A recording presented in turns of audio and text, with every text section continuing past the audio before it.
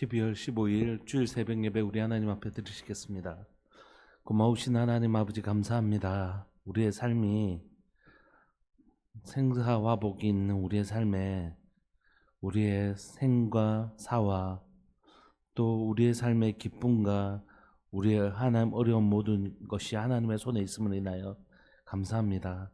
우리에게 생명을 주신 분도 하나님이시고 하나님께서 우리를 다시 주님의 품으로 부르시는 때도 하나님이 결정하시고 우리의 기쁨도 슬픔도 주님의 손에 있음을 인하여 감사합니다. 그래서 우리의 삶이 안전합니다. 불안과 염려, 불확실성 이런 것으로 가득 찬 이 세상에 그래서 하나님 우리가 저축도 해보고 보험도 들어보지만 그러나 우리의 삶을 지키시는 분은 오직 하나님이시고 하나님께 내 삶이 우리의 삶이 있어서 얼마나 감사하고 얼마나 안전한지 모르겠습니다. 주님 사랑하는 우리 성도들의 삶이 주님의 손에 있어서 너무너무 감사합니다.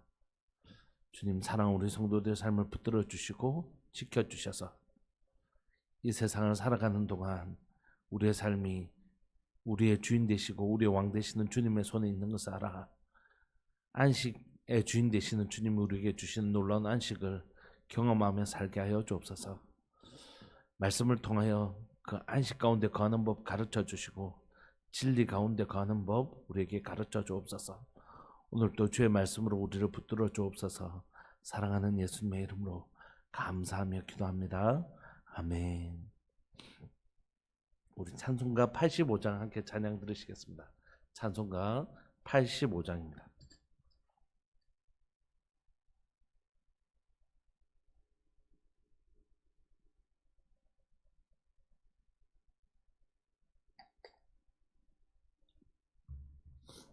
찬송가 85장. 구주를 생각만 해도 내 맘 이렇게 좋거든. 주 얼굴 배울 때에야 얼마나 좋으랴. 만민의 구주 예수여 귀하신 이름은 천지에 있는 이름 중 비할 데 없도다. 참에게 아는 자에게 소망이 되시고 구하고 찾는 자에게 기쁨이 되신다. 예수의 넓은 사랑을 어찌 다 말하랴. 주 사랑 받은 사람만 그 사랑 알도다. 사랑의 구주 예수여 내 기쁨 되시고 이제로부터 영원히 영광이 되소서. 아멘.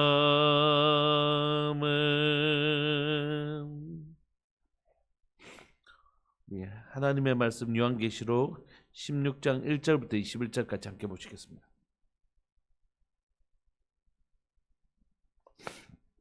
요한계시록 16장 1절부터 21절까지입니다.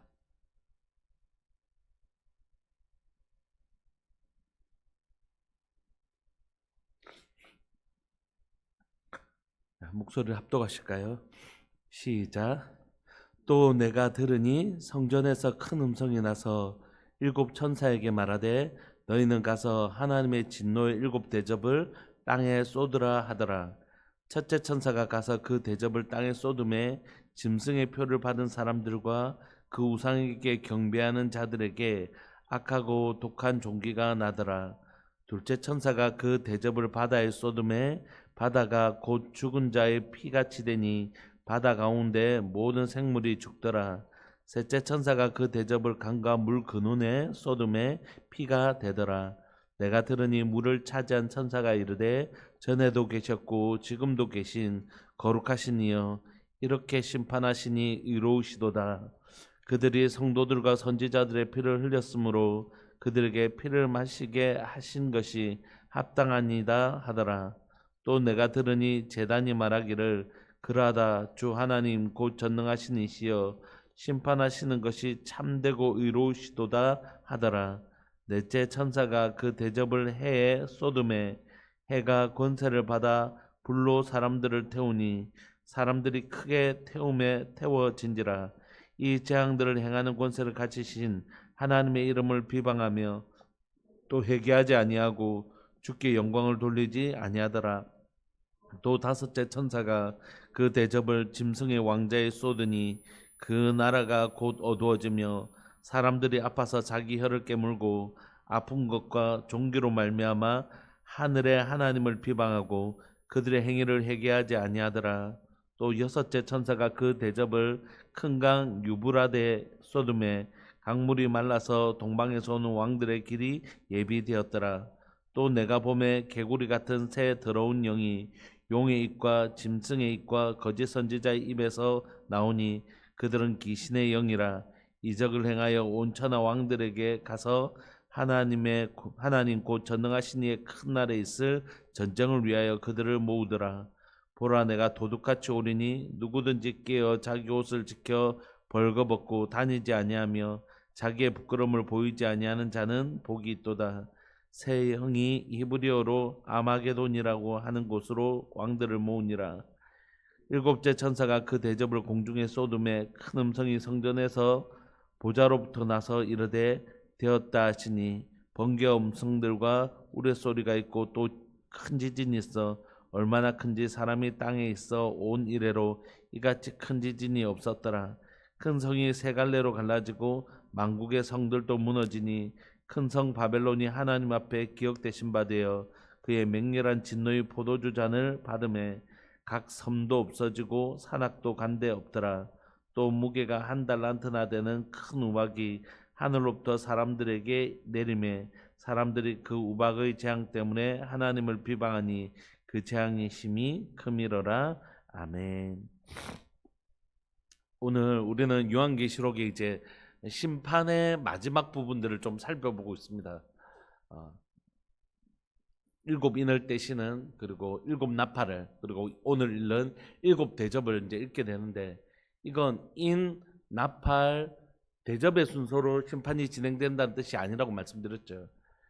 인도 일곱째라는 건 마지막을 의미하고 일곱째 나팔도 마지막 심판을 의미하고 일곱 대접도 마지막 심판을 의미하는데 그 심판이 어떻게 되냐면 점점 범위가 넓어진다는 것입니다.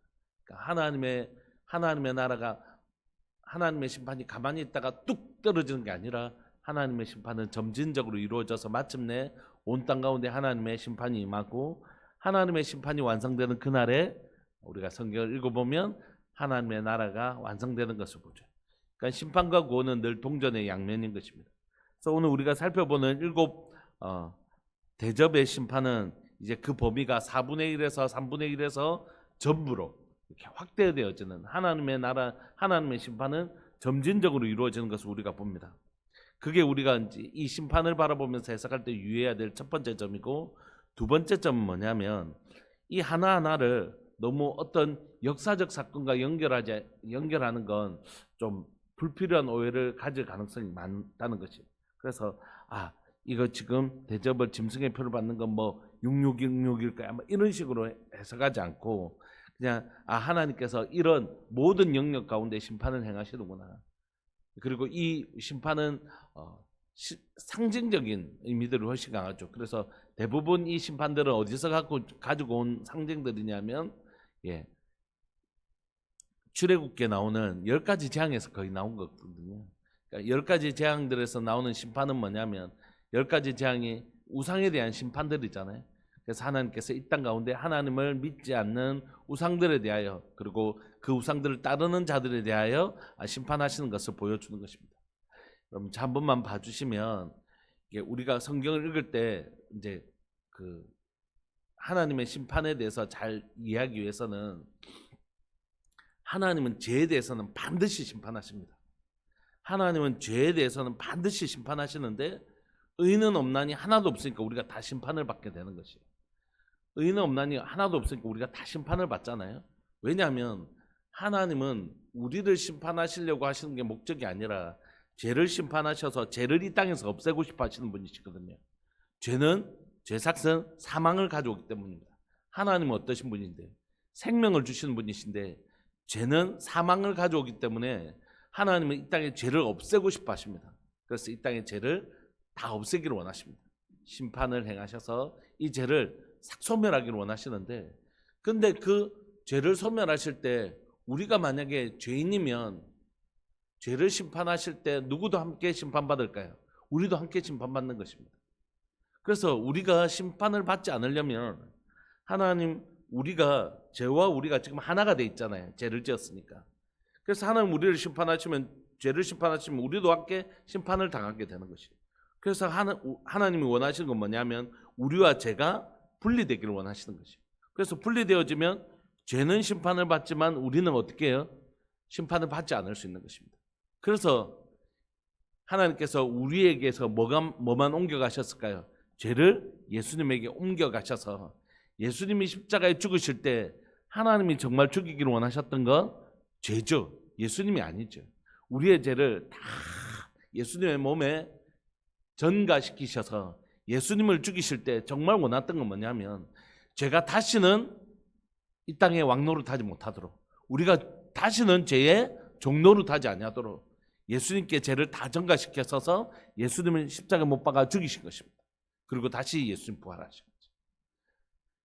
그래서 하나님은 반드시 죄에 대해서 심판하십니다. 그러므로 하나님을 믿는 백성인 우리에게 주신 은혜는 뭐냐면 우리의 죄를 다 뽑아서 예수님에게 전가시키셔서 죄를 심판하실 때 우리는 어떻게 하시려고요? 구원하시려고요. 하나님 주신 구원의 방식입니다. 그런데 만약에 여러분 여전히 죄에 머물고 여전히 하나님이 심판할 그 죄, 특별히 우상, 악한 것들과 함께 머무는 사람들은 결국 어떻게 될까요? 하나님의 심판을 벗어날 수가 없는 것이죠. 오늘 본문을 보시면 하나님의 심판의 대상은 누구냐면 사실 악한 것들이 이 땅의 우상, 이 땅의 죄악이라고요. 그런데 함께 심판을 받는 이들이 있습니다. 오늘 본문에. 그게 누구냐면 바로 그 우상과 함께 사는 사람들, 우상과 한 몸인 사람들, 그 사람들이 심판을 받습니다.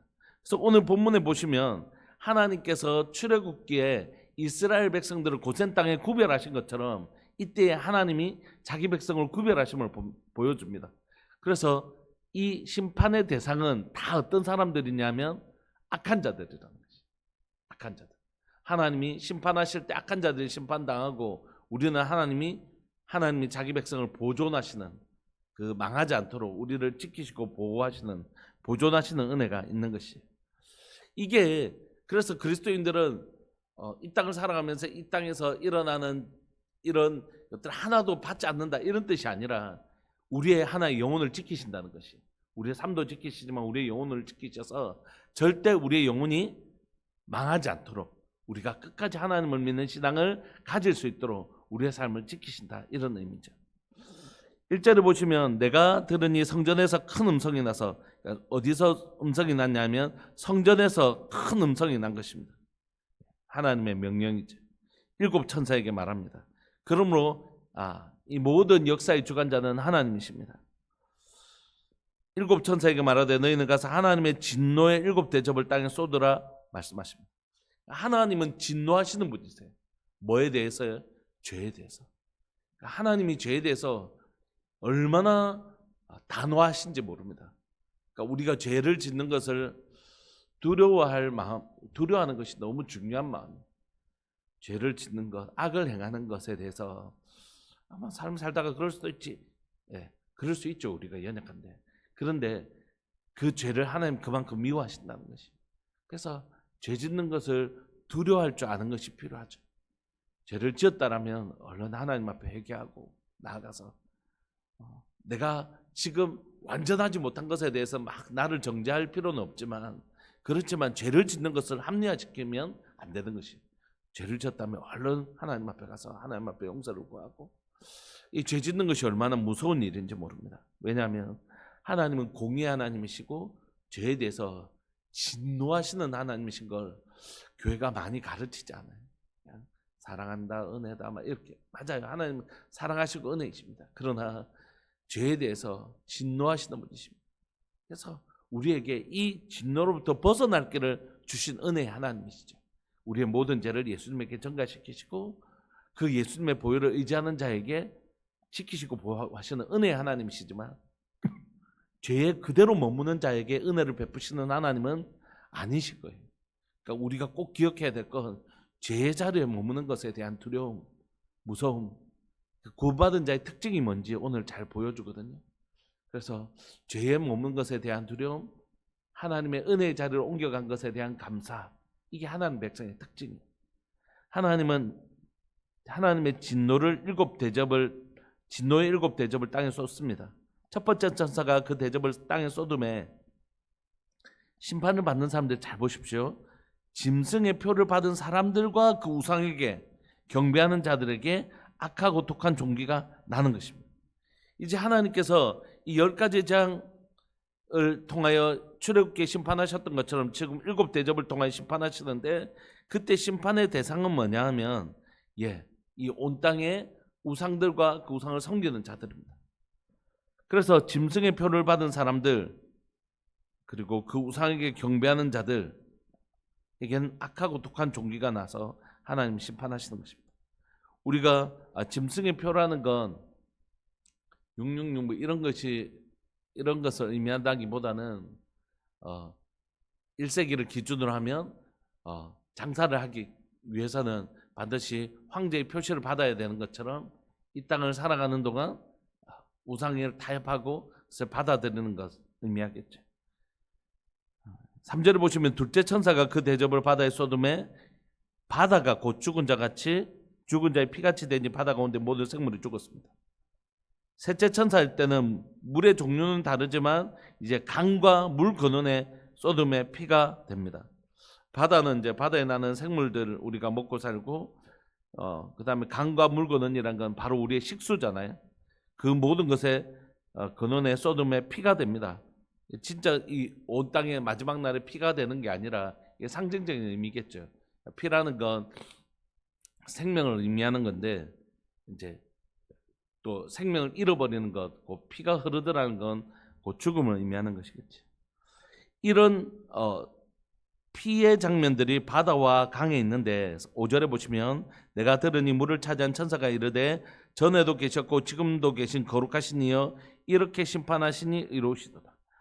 전에도 계셨고 지금도 계시고 장차 오실 그분 바로 우리 하나님을 향하여 천사가 뭐라고 얘기하냐면 하나님의 심판이 의로우십니다. 이렇게 하나님의 심판이 너무너무 공의로우십니다. 이렇게. 왜냐하면 6절에 그들이 성도들과 선지자들의 피를 흘렸으므로 그들에게 피를 마시게 하신 것이 합당하니다 하더라. 그러니까 피를 흘린 자들에게 하나님은 피를 마시게 하시는, 그러니까 이게 상징적인 의미겠지만 의로운 자들을 핍박하는 자들의 그 악한 행위가 그대로 그들에게 돌아가는 것이죠. 의인을 핍박했던 그들의 죄가 절대 없어지는 게 아닙니다. 하나님 그대로 물으시는 것이죠. 7절을 보시면 또 내가 들은 제단이 이번에 말하기를 그러하다 주 하나님 곧 전능하신 이시여 심판하시는 것이 참되시고 의로우시도다 하더라. 그러므로 여러분 우리가 심판과 심판 사이에 지금 무슨 선포가 일어나냐면 하나님의 공의로운 심판이 임하는 걸 봅니다. 우리가 이 땅을 살아가는 동안 하나님의 공의가 하나님이 살아계시다면 어떻게 이런 일이 일어날 수 있어요? 이렇게 얘기하는 사람들이 많이 있거든요. 제 대학 다닐 때 한 친구가 제가 이제 복음을 전하고 예수 믿는 걸 아니까 근데 저한테 이렇게 질문했어요. 그때 이제 한창 뭐가 있었냐면 히로시마 폭탄 터뜨려 가지고 이 그 폭탄으로 인하여 고통받는 사람들의 이렇게 사진전 이런 것들이 있거든요. 하나님이 네가 믿는 하나님 온 세상을 주관하시는 분이시라면 어떻게 이 세상에 이런 일이 일어나도록 내버려 두실 수 있냐 이렇게 얘기를 했어요. 하나님께서 하나님 인간에게 주신 자유의지와 그 속에서 하나님 주관하시는 것에 대한 이해가 없기 때문에 그런 얘기를 하겠죠. 사실 악은 자신들이 다 해놓고 책임은 하나님께 전가시키는 것. 하나님 그렇게 말하는 거죠. 악은 자기들이 다 해놓고 핑계는 하나님 앞에 다 대는 거죠.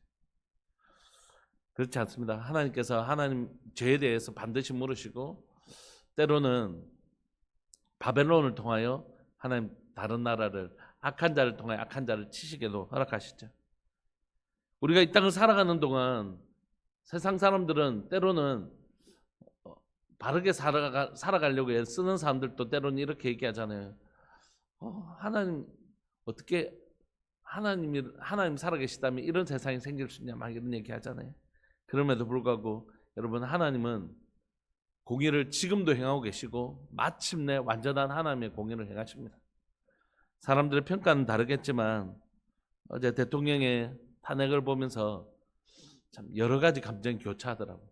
그 수많은 사람들이 외국 사람들에게 좀 되게 낯선 장면이 아닐까 이런 생각이 들었어요. 다른 사람 외국에 보면 막 돌 던지고 우리나라 80년대 어떤 그 데모하는 모습들이 외국에는 있는데 우리는 막 이렇게 축제하는 것처럼 그렇게 하니까 좀 낯설기는 했을 거라고 생각하고 수많은 외국에 있는 사람들이 그 동포들이 막 그 주변에 있는 커피나 이렇게 음식을 자유롭게 이용할 수 있도록 이렇게 하는 거 보면서 아마 외국 사람들은 좀 한국 사람들 좀 낯설기도 하고 꼭 좀 감동스러운 부분들도 있고 이럴 텐데 결국 그렇게 하나님의 공의가 이루어지는 것이죠.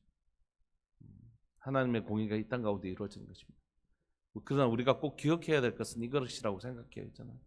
하나님의 공의는 현재적으로도 이루어지지만 완성되지는 않습니다. 하나님의 공의의 완성은 어디죠? 마지막 순간에 의인은 천국으로 악인은 지옥으로.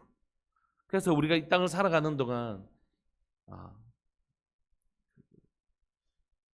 대통령의 이면에는 도덕적으로도 말할 필요도 없고 정치적으로도 말할 필요도 없었지만 굉장히 영적으로도 주술적인 모습들이 굉장히 많이 있었어요.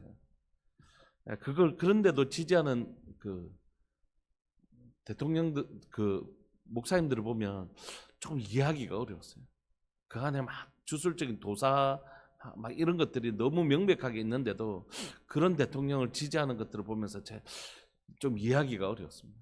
아마 반대 심리라고 생각해요.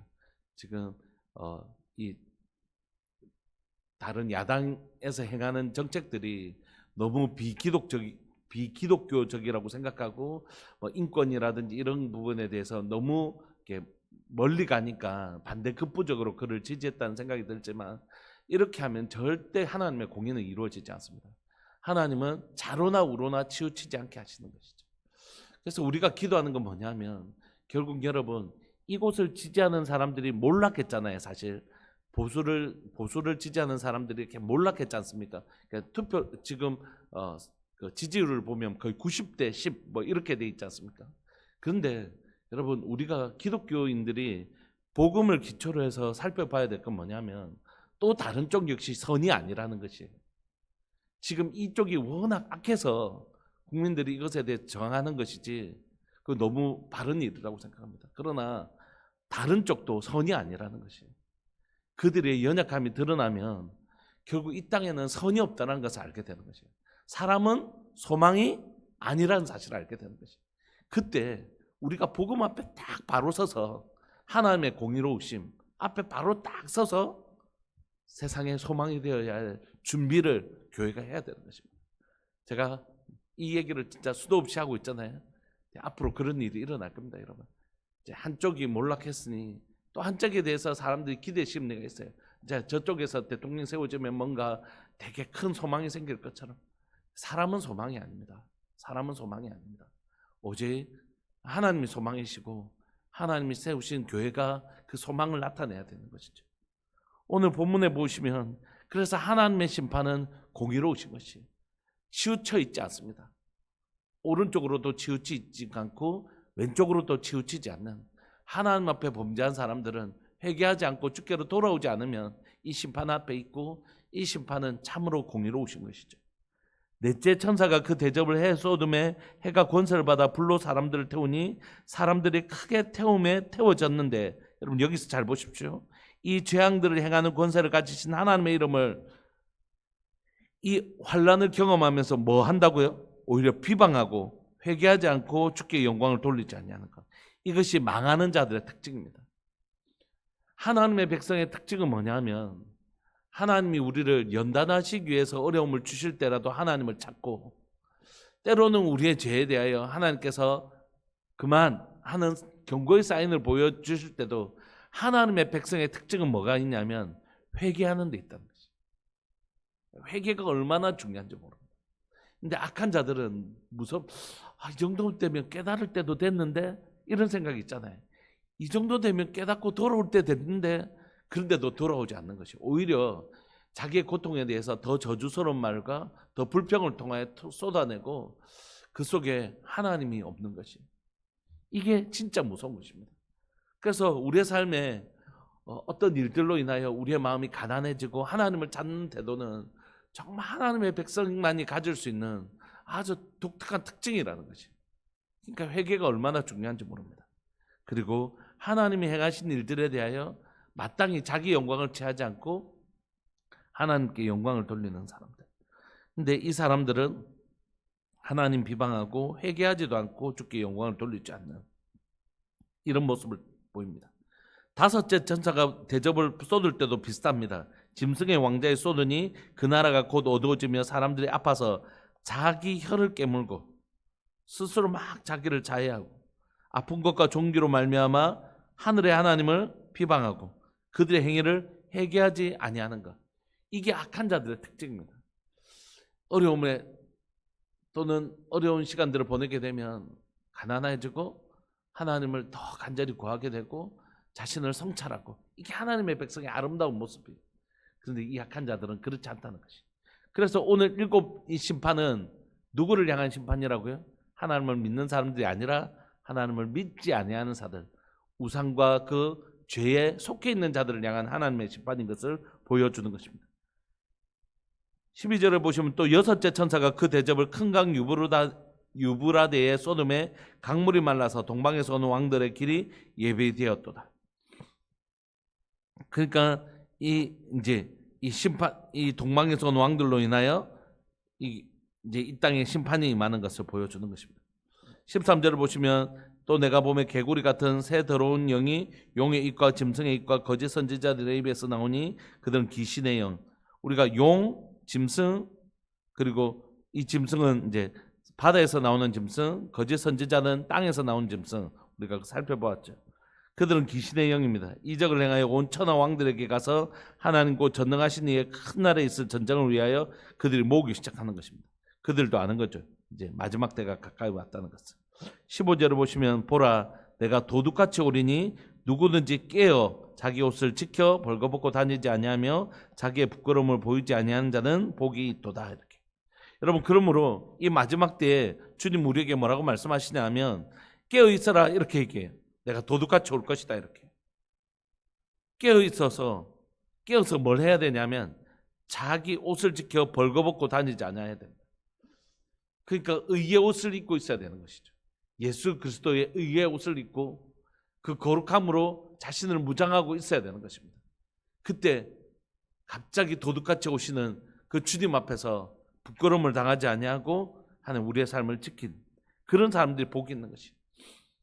목회자로서 이 시대를 살아가면서 나는 뭐 하며 살아야 되나 그냥 설교하고 뭐 성도들 신방도 하고 이렇게 살아가는, 그게 제가 해야 될 일인데, 제가 하나님 앞에 설 때 너 뭐 하다 왔냐 이렇게 하실 때 제가 해야 될 일은 우리 성도들에게 옷을 입히는 일. 하나님 예수님을 믿으며 의롭게 되고 우리 안에 계신 성령께서 우리를 성화시켜 가시는, 그래서 끊임없이 말씀으로 여러분들과 함께 교제하고 여러분들에게 이 말씀을 전하고, 우리가 스스로는 의롭게 될 수 없습니다. 행위로는 의롭게 될 수 없습니다. 우리 주님 예수님을 믿음으로 말미암아, 우리를 위해 십자가에 죽으신 주님을 믿음으로 말미암아 의롭게 되어지고, 주님이 계신 우리의 삶에 성령께서 오셔서 우리를 거룩하게 살아가도록 도와주십니다. 우리가 넘어질 수 있지만 다시 한 번 더 회개하고 주님 앞에 나아가서 성령 하나님의 도우심을 받으면서 그렇게 한 발짝 한 발짝 걸어가는 것입니다. 이렇게 하면서 여러분들과 함께 이 옷을 준비하는, 예복을 준비하는, 예수님이 비유해서 혼인잔치에 예복을 준비하시듯이 우리가 이 의의 옷을 준비하도록 하는 일, 그게 제가 해야 되는 일이라고 믿습니다. 믿지 않는 자들에게도 마찬가지고, 믿지 않는 자들에게 예수님 믿고 예수님을 믿어야 됩니다. 그게 우리의 주님 오실 날에 우리가 부끄럽지 않고 죄의 수치가 드러나지 않는 우리의 부끄러움을 가릴 수 있는 방법입니다. 이걸 하는 것이죠. 이걸 준비시키는 것입니다. 세형이 히브리어로 아마게돈이라고 하는 곳으로 왕들을 모으니, 이 아마게돈이라는 건 히브리어로 무기또의 산이라는 뜻인데, 이렇게 그 무기또에서 무기또 전투가 있거든. 그곳에서 늘 이스라엘은 전쟁이 있어요. 사실 평지거든요. 그 평지에서 늘 전쟁이 있었어요. 그 아마게돈이라는 건 그냥 무기또의 산이라는 건데, 무기또에는 산이 없거든요. 사실 평지거든요. 근데 산이라는 건 이 하나님의 심판, 환란이 많은 장소들을 의미할 때가 있는데, 그래서 아마 아마게돈이랬지. 아마게돈이라는 게 어떤 특정한 장소를 의미하는 건 아닌 것 같습니다. 어쨌든 그곳에서 이 왕들이 모여서 전쟁을 준비하고 있는 모습이 등장합니다. 17절에 보시면 이제 드디어 일곱째 천사가 그 대접을 공중에 쏟음에 큰 음성이 성전에서 보좌로부터 나서 이르되 되었다 하시니, 이제 하나님의 뭐가 되었다고요? 심판의 때가 되었다는 것입니다. 최종적 심판의 때가. 그래서 번개와, 우리 이 구절 많이 나왔죠. 이건 최종적인 심판할 때 등장하거든요. 18절에 번개와 일곱 번째 뜰 때마다 이 문구가 등장하는데, 번개와 음성들과 우레소리가 있고 또 큰 지진이 있어 얼마나 큰지 사람이 땅에 있어 오늘으로 이같이 큰 지진이 없었다. 그러니까 일곱인, 일곱 나팔, 일곱 대접도 다 일곱 번째는 최종적 심판을 의미하는 것입니다. 이때 19절 큰 성이 세 갈래로 갈라지고 만국의 성들도 무너지니 큰 성 바벨론이 하나님 앞에 기억되신 바 되어 그의 맹렬한 진노의 포도주 잔을 받으매. 그러니까 계속해서 왜 바벨론이 그 하나님을 대적하는 용도로 사용되어지냐면, 바벨론이란 제국은 이미 옛날에 무너졌지 않습니까? 근데 바벨론이 예루살렘을 무너뜨렸던 나라잖아요. 그러니까 예루살렘 성전이 두 번 무너지는데, 한 번은 바벨론이 내려와서 무너뜨리고, 두 번째는 로마가 와서 헤롯 성전을 무너뜨리지 않습니까? 그래서 이 바벨론은 로마를 의미합니다. 로마 1차적으로. 그래서 베드로 전후서에도 보면 바벨론이 등장하는데 그거 로마를 가리키거든요. 1차적으로는 지금 하나님을 대적하는 나라가 뭡니까? 이 로마잖아요. 그렇지만 마지막에는 지금 로마가 없잖아요. 그렇다면 마지막에는 뭡니까? 하나님을 대적하는 나라. 그리고 그 연합체. 그래서 어떤 사람들은 막 EU가 연합할 때 막 EU 연합이 이 적그리스도 이게 마지막이 큰 성 바벨론이다 이렇게 막 해석하기도 했는데, 그렇게 1차적으로 해석하는 것보다는 어쨌든 하나님을 대적하는 나라들의 연합, 그런 것들을 의미한다고 보시면 좋을 것 같습니다.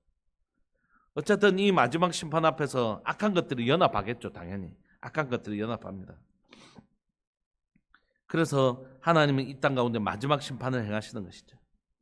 그래서 19절에 큰 성이 세 갈래로 갈라지고 만국의 성들도 무너지니 큰 성 바벨론이 하나님 앞에 기억되신 바 되어 그의 맹렬한 진노의 포도주 잔을 받으매. 우리가 지난 시간에 포도주를 발로 밟을 때 그게 심판을 의미한다 그랬죠. 포도주가 마치 피가 같이. 그래서 하나님이 결국 심판을 행하십니다. 20절 각 섬도 없어지고 산악도 간데 없더라. 또 무게가 한 달란트나 되는 큰 우박이 하늘로부터 사람들에게 내리매 사람들이 그 우박의 재앙 때문에 어떻게 해요? 하나님을 비방하니 그 재앙이 심히 큽니다. 끝까지 회개하지 않는 것입니다. 말씀을 마무리하면서 여러분, 우리가 이 말씀을 통해서 기억하고 싶은 건 뭐냐면, 첫 번째, 우리가 이 땅을 살아가면서 이 땅에 태풍이 오면 기독교인들만 싹 피해가고 이런 건 아니잖아요. 우리가 이 땅을 살아갑니다. 그러나 하나님은 반드시 우리를 어떻게 하신다고요? 지키시고 보호하신다. 이게 요한계시록의 메시지입니다. 애굽에 하나님의 재앙이 임하지만 하나님 결국 자기 백성을 고센 땅에 구별하시는 것처럼 이 땅에 하나님의 심판이 임하지만 하나님 자기 백성을 절대 잃어버리지 않으신다. 이게 하나님 우리를 지키신다는 메시지가 요한계시록의 중요한 메시지고, 두 번째, 하나님은 반드시 악한 것들을 심판하신다. 이게 또 중요한 메시지입니다. 하나님 악한 것들을 반드시 심판하신다. 그러므로 우리가 이 땅을 살아가는 동안 의의 길을 걸어가는 자들에게 하나님 격려하기를 원하시고, 악을 행하는 것에 대해서 두렵게 하기를 원하시는 것이에요. 우리에게. 이게 첫 번째 메시지고, 두 번째는 뭐냐면, 하나님은 우리를 지키시고 악한 것들을 심판하실 때에 우리는 어디의 자리에 서야 될까요? 의의 자리. 그래서 우리 가운데 악한 자들의 특징은 하나님을 비방하고 하나님께 영광을 돌리지도 않고 하나님을 심지어 비방할 뿐만이 아니라 회개하지도 않는데, 우리들의 특징은 뭐여야 될까요? 이것과 반대인 거죠. 우리는 넘어질 때 없습니까? 우리도 연약해서 넘어질 때가 있잖아요. 그러나 우리에게서 일어나야 될 중요한 특징은 뭐죠? 회개하는 것입니다. 우리 가운데 우리의 연약함을 인정하고 회개하고 주의 은혜를 구하는 것입니다. 이게 사는 자들의 특징입니다. 여러분, 의인이 어디 있습니까? 의인은 없나니 하나도 없습니다. 오직 예수님을 믿는 자들의 의인이고 그 보혈의 능력을 의지하고 회개하는 자들의 의인일 뿐이죠. 그래서 뭐를 준비해야 된다고요? 의의 옷을 준비하며 살아가는 거죠. 이렇게 살아가면 한 발짝 한 발짝 또 넘어질 때도 있겠지만, 그렇게 한 발짝 한 발짝 어떻게 해요? 하나님의 백성으로 살아가는 것입니다. 우리 함께 기도하고 싶습니다. 사랑하는 교회가 2024년을 달려왔습니다. 우리에게 하나님의 은혜로 2025년이 선물로 주어질 거라고 생각합니다. 근데 이 시간들을 살아낼 때에 우리는 어떻게 살아가야 될 것인가?